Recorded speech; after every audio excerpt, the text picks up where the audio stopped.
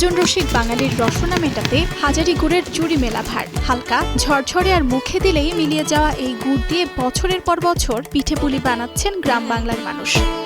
এই অনবদ্য স্বাদ হাজারি গুড়কে এনে দিয়েছে জিআই সনদের মর্যাদা। জিটকা অঞ্চলের বিখ্যাত এই হাজারি গুড়টি জিআই পণ্য হিসেবে স্বীকৃতি পায় বিদেশে রপ্তানি আরও বেড়ে যাবে এবং বৈদেশিক মুদ্রা অর্জন করে দেশের অর্থনীতিতে গুরুত্বপূর্ণ ভূমিকা রাখবে বলে আমি মনে করি। অসাধু ব্যবসায়ীরা হয়তো এই সুযোগটা গ্রহণ করার চেষ্টা করতে পারে। আমাদেরকে আরেকটু সতর্ক থাকতে হবে এবং আমরা সে বিষয়ে সতর্ক থাকব।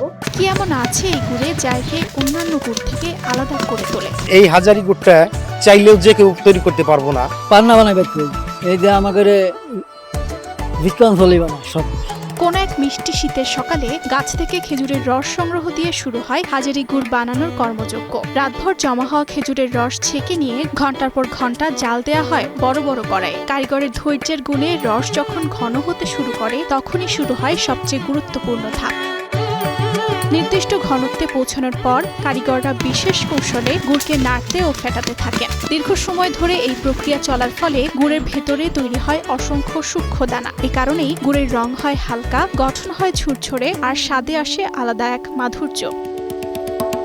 প্রস্তুত হওয়ার পর গুড় ছাঁচে ঢেলে ঠান্ডা করা হয়। এরপর তা পৌঁছে যায় স্থানীয় বাজার থেকে দেশের বিভিন্ন প্রান্তে। অনেকের কাছে এটি শুধু একটি খাদ্যপণ্য নয়, বরং শীতকালীন ঐতিহ্যেরও অংশ। আমরা চেষ্টা করব সবাই যে গুড়টা যাতে 1 নাম্বার গুড় হয়। তাদের আশা, এই গুড়ের জিআই স্বীকৃতি নতুন বাজার সৃষ্টি এবং ন্যায্য মূল্য নিশ্চিত করতে সহায়ক হবে।